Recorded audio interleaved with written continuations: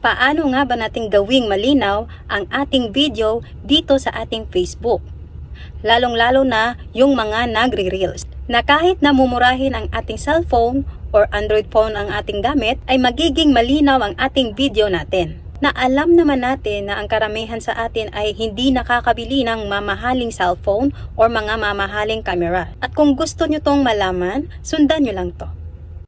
Una, mag-download ka muna ng CapCut apps. At kung meron ka ng CapCut apps, ay pindutin mo ito. At pindutin natin ang plus sign. At mamimili po tayo ng video ng i-edit natin para maging sobrang linaw na siya. At pindutin natin yung video. At pagkatapos, pindutin natin ang add. At dito sa baba, hanapin nyo ang adjust.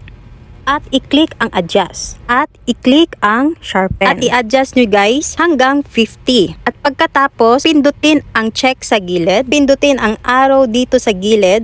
At pindutin ang aspect ratio. At pindutin ang 9:16 at pindutin ang check sa gilid. Kung okay na yung video, dito naman sa taas ay pindutin natin ang 720p at ilipat natin sa 1080p. At pagkatapos, pindutin na natin ang export para ma-save sa ating gallery. At pagkatapos, pwede na natin yang i-upload sa ating Facebook. At yun lamang po, please follow for more tips.